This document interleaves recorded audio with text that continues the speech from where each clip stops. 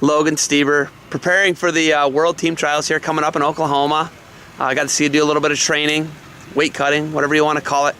We talked February 1st. You and I talked at Oak Harbor High School, and the weight cut was going real well for you. It was apparent through this season, you know, coming off the hamstring injury. It didn't look like you missed a beat this year. But what happened from, you know, February 1st, NCAAs in March, to the World Team Trials where you take fourth? The Open? The Open, where you take fourth. Well, I think it was a mixture of, you know, coming off nationals. You know, I was real excited, and it was one of the things where I was like, yeah, you know, I just made weight, so I'll be all right. And I never really, you know, I didn't check my weight for a while, and I just kept thinking I was going to be all right. And then, you know, a week before the Open, you know, step on the scale, I'm in the 50s, and it's just like, you know, it was a hard cut. But, you know, that definitely wasn't the reason why I lost. You know, I didn't wrestle good enough to win.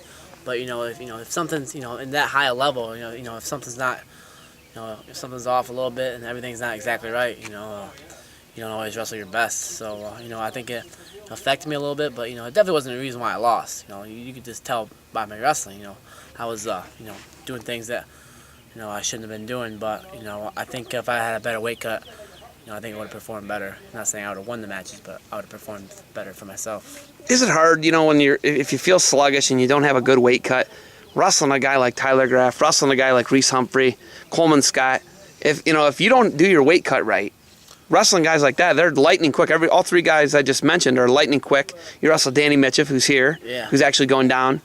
And, you know, wrestling a guy like that when you're feeling sluggish, what is that like? You know, it's hard because it's like you're telling your body to do stuff, and, you know, you're not doing it. You know, it's, you know, just like, you know, my third and fourth place match, I was telling my body, hey, you know, fake shots, keep my hands low, and I would fake shots and keep my hand high. And just like, you know, little things like that. And, you know, Groff's really good. He was really fast, and every time I reached, he shot in, and I couldn't defend it. So, you know, if I'm not, you know, 100% top of my game, then, you know, things can go wrong. So that's why, you know, I'm trying to make sure this, you know, this weight cut's great, and my training's been great, training center, so excited. Has it motivated you? Have those two losses from the Open motivated you? Yeah, you know, I think any loss would motivate you, and yeah, they've motivated me, and they've also helped me realize like what I need to work on, and you know, a lot of it's weight cutting, and you know, just, you know, I reviewed the matches and I saw what I, you know, made mistakes on, and just certain positions here and there that I could fix. That, you know, I was in position to win, you know, semis I was close. You know, I was winning the first period, got you know, arm spin. You know, if I'm in a better position there, I win that first period.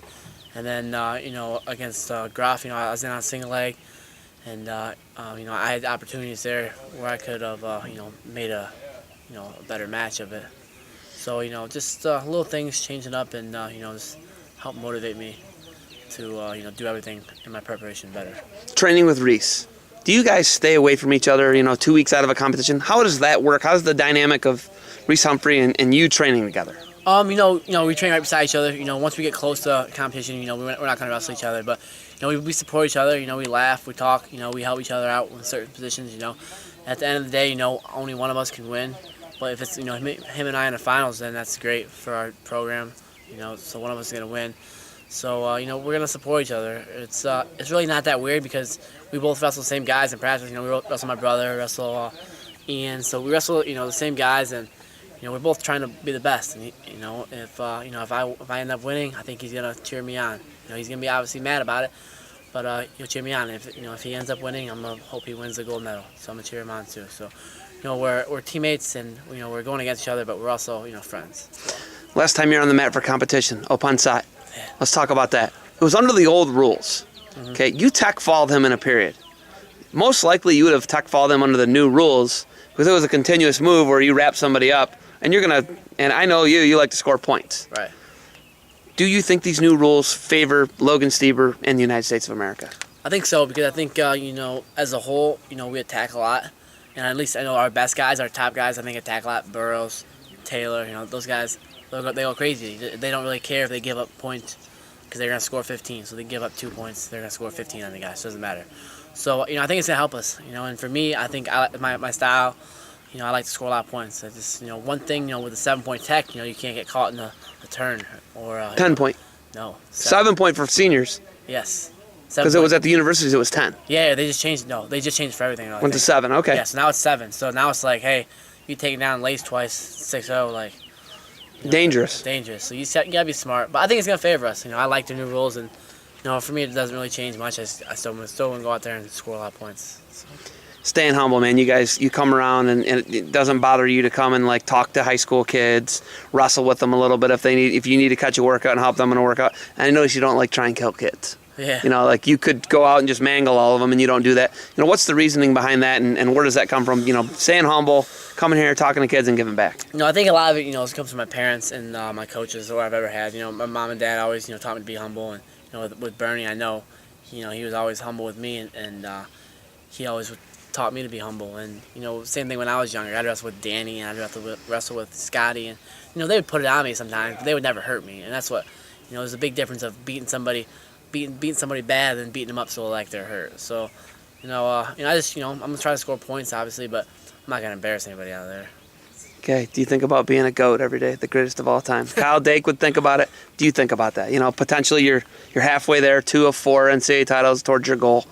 Do you think about being a GOAT, the greatest of all time? You know what? I don't know. It's hard because I think for someone like me to do it, I'd have to win 4 national titles, and I have to start winning world championships right now, all the way up to 2020. I mean, what Cal and Dake did were 2 things that I don't think you can't separate them. I think they gotta be number 1 because no one's ever gonna do what Cal ever did, well, never lose, and no one's gonna do what Dake ever did. So it's hard to tell which one's more impressive, but I don't know. For me, it doesn't matter if I'm the greatest of all time. I just want to be the best. The best what I think I'm gonna be, and if I go out there and win 2 more and do what I want to be, Olympic gold medalist, and that's great. So when will the focus change? When will the focus change from 60 kilos to 141? That's all decided at the World Team Trials, isn't it? Yeah, and you know what? It's all the same because I'm big enough right now, so I don't need to get any bigger for 41. So nothing really changes. During the season, I want to maintain probably 150, 151, and then I talked over with Coach Ryan, and we talked about once I'm done competing, I want to maintain like 45 to 46. So for me, it's not much is changing, and I'm still gonna be lifting. Last year I was huge. I lifted 4 times, 5 times a week during this fall. I was 155, just monsters, really big. So I had good lifting coaches, good lifting roommates. So is Hunter closing the gap on you at all? He's doing all right. Yeah, he's doing all right. He gets me a couple times here and there, so he's doing good. He's really good. So I'm excited to see him compete wherever he does. All right, you got anything else for me? Go Bucks.